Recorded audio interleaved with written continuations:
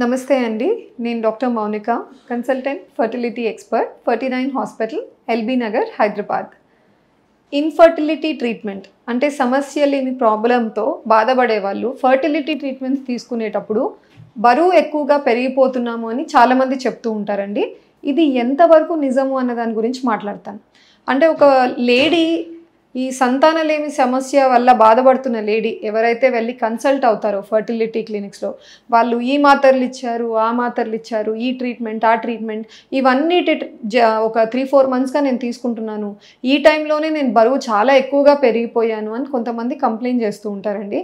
So దీని గురించి చాలా డీటెయిల్గా స్టడీస్ కూడా చేయడం జరిగింది. అంటే అన్ని రకాల ట్రీట్మెంట్స్, ట్యాబ్లెట్లతో ట్రీట్మెంట్ అవ్వచ్చు, ఐయుఐ లాంటి ట్రీట్మెంట్స్ కావచ్చు, లేదా ఈవెన్ టెస్ట్ ట్యూబ్ బేబీ పద్ధతి లాంటి ట్రీట్మెంట్స్ కావచ్చు, తీసుకుంటున్న లేడీస్లో కొన్ని స్టడీస్ జరిగాయి. వాళ్ళు ఏం చేశారంటే కొంచెం మన బిఎంఐ, మన వెయిట్ ప్రకారంగా మనం లేడీస్ని కేటగరైజ్ చేసినట్టయితే నార్మల్ వెయిట్లో ఉన్న వాళ్ళు, కొంచెం అధిక బరువు ఓవర్ వెయిట్ ఉన్నవాళ్ళు, లేదా బాగా ఎక్కువగా వెయిట్ రేంజ్ ఉన్న వాళ్ళు, అంటే ఒబేసిటీతో బాధపడుతున్న వాళ్ళందరినీ సపరేట్గా ఈ test tube baby treatment start కాకముందు వాళ్ళ వెయిట్ ఎంత ఉంది, ఈ ట్రీట్మెంట్ జరుగుతుండగా వాళ్ళ వెయిట్ ఎలా ఉంది, అండ్ ఈ ట్రీట్మెంట్ పూర్తయి సక్సెస్ అయ్యి ప్రెగ్నెన్సీ వచ్చిన తర్వాత కూడా ఆన్ ద డే వాళ్ళకి పాజిటివ్ వచ్చింది అని తెలుసుకున్న రోజు కూడా మళ్ళీ ప్రెగ్నెన్సీ రోజు వెయిట్ రికార్డ్ చేసుకొని ఈ 3 వెయిట్స్ వాళ్ళు కంపేర్ చేశారు.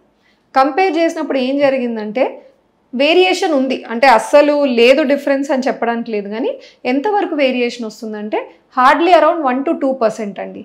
ఎవరన్నా బరువు చాలా ఎక్కువగా పెరిగిపోయారు అని చెప్పాలి అంటే కనీసం 5-7% డిఫరెన్స్ రావాలన్నమాట. మీకు వెయిట్ గెయిన్ అంటే ఎక్కువ వెయిట్ గెయిన్ మీకు కనీసం 5-7% కంటే ఎక్కువ అయితే దాన్ని మనం సిగ్నిఫికెంట్ వెయిట్ గెయిన్ అని కన్సిడర్ చేస్తాం. సో 1-2%ని మనం సిగ్నిఫికెంట్ అనడానికి లేదు. సో దీన్ని బట్టి మనకు అర్థమైంది ఏంటంటే ఫర్టిలిటీ ట్రీట్మెంట్స్ పర్సే వల్ల మేజర్ వెయిట్ చేంజెస్ రావు, కానీ కొంచెం మైనర్ వేరియేషన్స్ రావచ్చు. అయినప్పటికీ కొంతమంది లేడీస్ ఎక్కువగా వెయిట్ డిస్టర్బెన్సెస్ చూస్తూ ఉంటారు ట్రీట్మెంట్ టైంలో. ఇది కూడా కంప్లీట్ ఫాల్స్ అని కాదండి. వాళ్ళలో ఎందుకు ఇది జరుగుతుండొచ్చు అంటే ఫస్ట్ ఇంపార్టెంట్ మెడికేషన్స్ నిజమే, ఎందుకంటే మనం ఇచ్చే మెడికేషన్స్ హార్మోనల్ మెడికేషన్స్.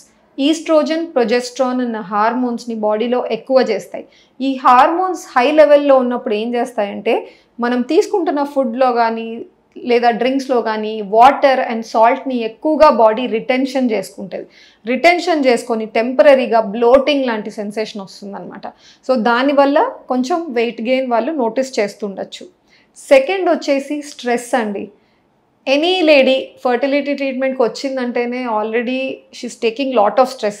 అది సొసైటీ పరంగా కావచ్చు, ఇంట్లో కావచ్చు, లేదా తనకు తనే ఎక్కువగా స్ట్రెస్ తీసుకుంటూ ఉంటుంది. అంటే నాకు ఎందుకు న్యాచురల్గా ప్రెగ్నెన్సీ అవ్వట్లేదు, ఇప్పుడు నేను ఇంత కష్టపడి ట్రీట్మెంట్ తీసుకుంటున్నాను, ఇంత డబ్బులు పెట్టి తీసుకుంటున్నాను, అయినప్పటికీ నాకు పాజిటివ్ వస్తుందా అని ఎంతో స్ట్రెస్లో ఉంటుంది.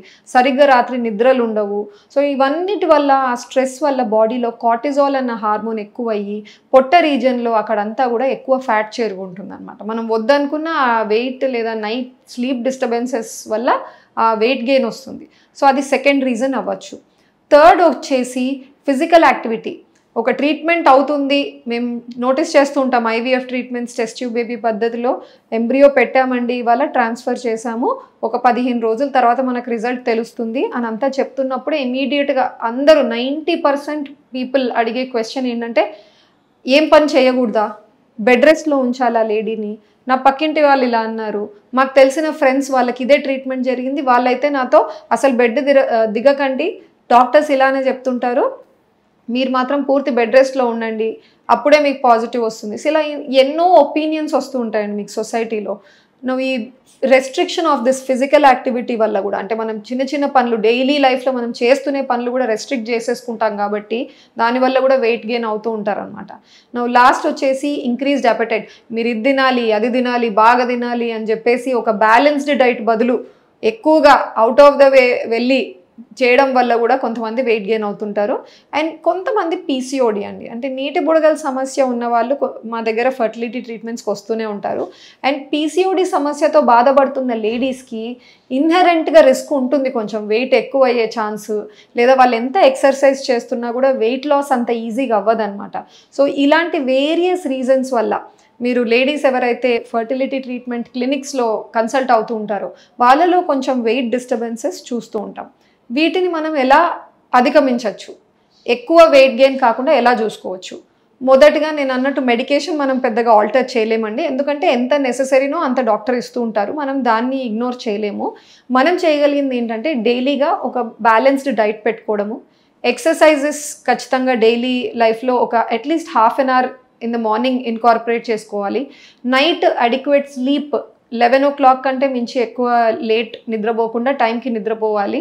అండ్ లాస్ట్ వచ్చేసి మీరు స్ట్రెస్ ఎక్కువగా తీసుకోకుండా అది మేనేజ్ చేయడానికి యోగా లాంటివి కానీ మెడిటేషన్ లాంటి ఎక్సర్సైజెస్ మీరు హెల్ప్ తీసుకుంటే చాలా హెల్ప్ అవుతుంది. Thank you.